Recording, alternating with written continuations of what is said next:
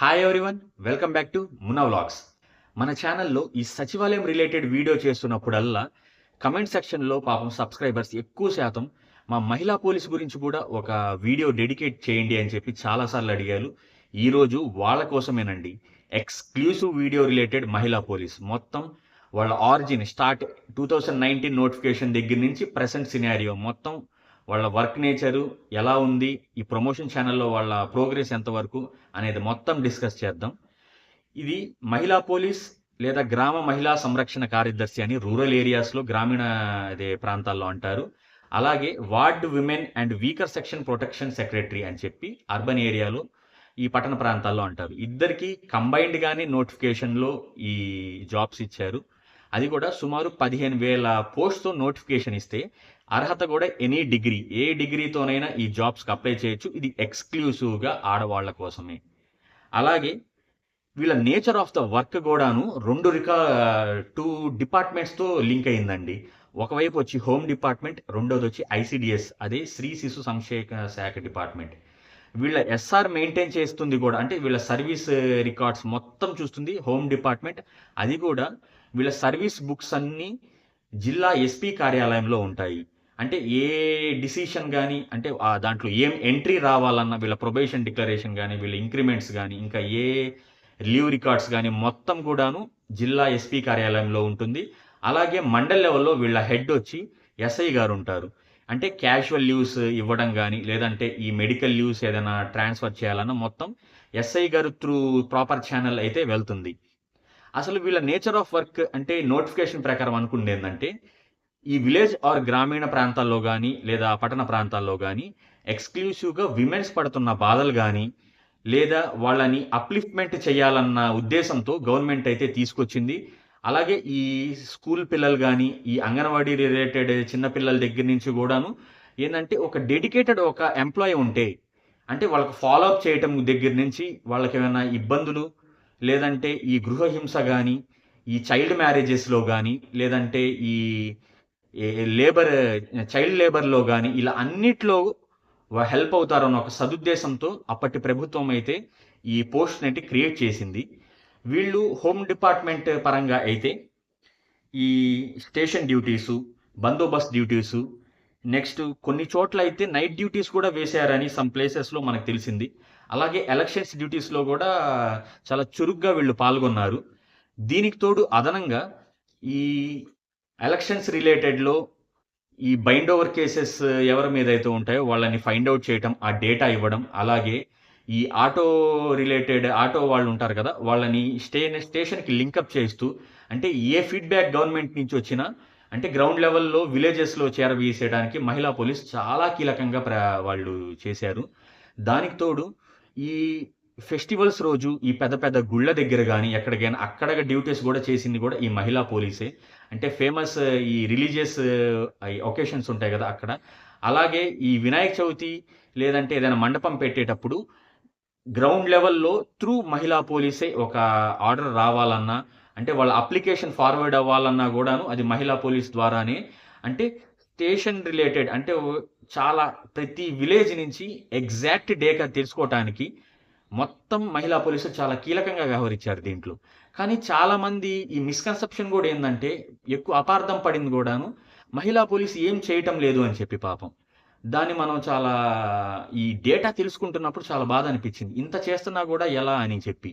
Next రెండో పక్క ఈ ఐసిడిఎస్ డిపార్ట్మెంట్. ఈ ఐసిడిఎస్ డిపార్ట్మెంట్లో వాళ్ళ ఐసిడిఎస్ ప్రతి సెంటర్, అంగన్వాడీ సెంటర్ విజిట్ చేయటం, అక్కడ అటెండెన్స్ రిజిస్టర్ చెక్ చేయటం, చైల్డ్ రిజిస్టర్ చెక్ చేయటం, వాళ్ళకి మంచి ఇన్పుట్స్ ఇవ్వటం. ఇంకోటి వాళ్ళకి వచ్చే ఈ డ్రై రేషన్స్ కానీ ఏదైనా త్రూ వీళ్ళ అథెంటికేషన్, అంటే వీళ్ళు సర్టిఫై చేస్తేనే అక్కడ ఉన్న ఏదైనా జరుగుతుంది. అలాగే బాలింతల ఇళ్ళకు కూడా వీళ్ళు విజిట్ చేయటం, ఆ డ్రై రేషన్ని ఆ బాలింతలు తినేటట్టే, లేదంటే ఈ పిల్లలకు వచ్చే రేషన్ వాళ్ళకే యూజ్ చేయమని, ఈ కౌన్సిలింగ్ థెరపీ ఇచ్చేది కూడాను మొత్తం విలేజ్ లెవెల్లో ఆల్ అండ్ ఆల్ మొత్తం మహిళా పోలీసేనండి. 2020లో వచ్చిన కోవిడ్, ప్రపంచం ఎప్పుడు చూడని కోవిడ్లో కూడాను ఈ మెడికల్ డిపార్ట్మెంట్కి ఎంతో సపోర్టివ్గా చేసింది కూడాను ఈ మహిళా పోలీసే.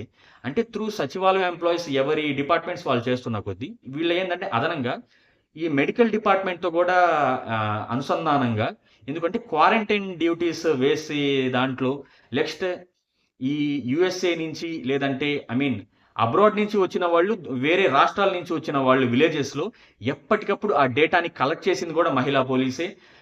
దానివల్ల చాలా వాళ్ళు ఇబ్బంది పడ్డారు. అయినా కూడా ఎక్కడా బెరుగ్గా లేకుండా చాలా జాగ్రత్తగా చేశారండి ఆ డ్యూటీస్. అలాగే చైల్డ్ మ్యారేజెస్ చాలా చోట్ల వాళ్ళకి తెలిసినంత మేరలో చాలా వరకు చైల్డ్ మ్యారేజెస్ని ఎరాడికేట్ చేశారు. అలాగే ఈ స్కూల్ డిపార్ట్మెంట్తో కూడాను ఎప్పటికప్పుడు స్కూల్కి వెళ్ళి ఈ గుడ్ టచ్ బ్యాడ్ టచ్ చిన్నప్పటి నుంచే పిల్లలకి అవగాహన తెలిపింది వాళ్ళే. అలాగే ఈ స్కూల్ డ్రాప్అవుట్స్ ఎవరైనా ఉంటే అటు స్కూల్ ఎడ్యుకేషన్ డిపార్ట్మెంట్తో, ఇటు వెల్ఫేర్ ఎడ్యుకేషన్, ఇటు మహిళా పోలీస్ ఈ ముగ్గురు కోఆర్డినేట్ చేసుకుంటూ ఈ డ్రాప్అవుట్స్ని తగ్గించడంలో కూడా వాళ్ళు చాలా హెల్ప్ చేశారు.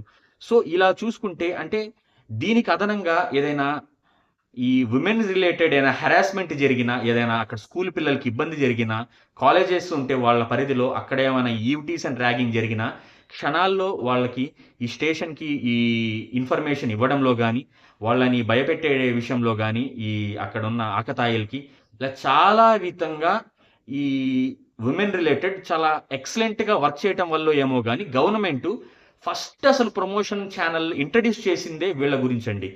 2022 జనవరి 12న ఏపీ మహిళా పోలీస్ సబార్డినేట్ సర్వీసెస్లో ఒక జీవో తెచ్చింది. ఆ జీవో ప్రకారం వాళ్ళ ప్రమోషన్ ఛానల్ ఎలా ఉందంటే, సక్సెస్ఫుల్గా 6 ఏళ్ల సర్వీస్ కంప్లీట్ చేసుకుంటే మహిళా పోలీస్ నుంచి సీనియర్ మహిళా పోలీసు, అలాగే ఇంకో 5 ఏళ్ళు సర్వీస్ కంప్లీట్ చేసుకుంటే సీనియర్ మహిళా పోలీస్ నుంచి ఏఎస్ఐ, అది కూడా మహిళా పోలీస్ కేటగిరీ.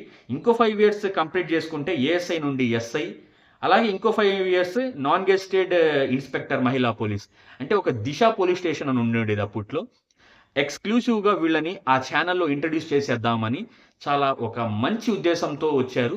కానీ దాని తర్వాత కొన్ని అనివార్య కారణాల వల్ల దీనికి హైకోర్టులో కేసు వేయటం, ఆ కేసు వల్ల ఆ జీవో అయితే వెనక్కి వచ్చేసిందని మనకైతే ఇన్ఫర్మేషన్ వచ్చింది.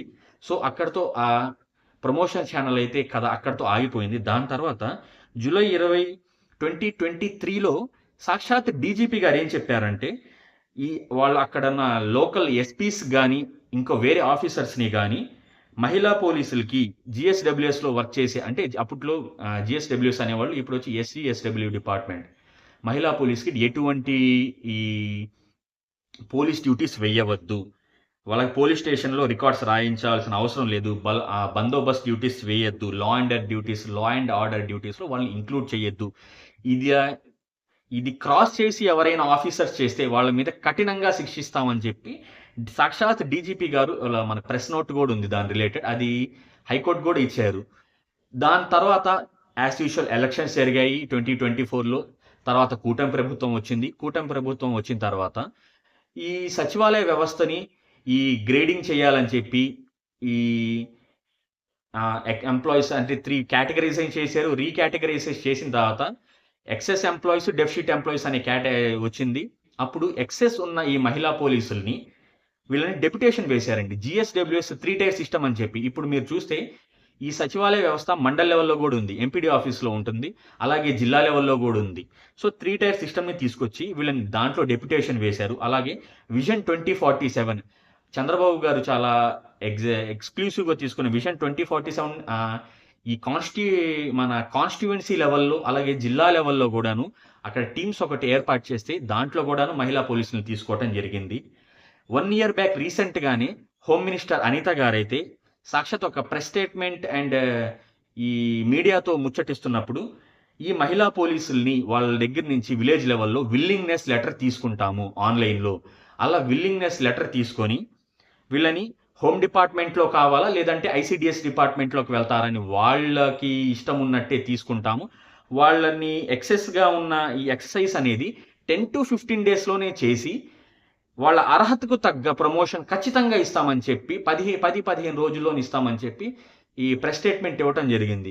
ఆ ప్రెస్ స్టేట్మెంట్ వచ్చి కూడా సుమారు 1 ఇయర్ అయితే అవుతుంది.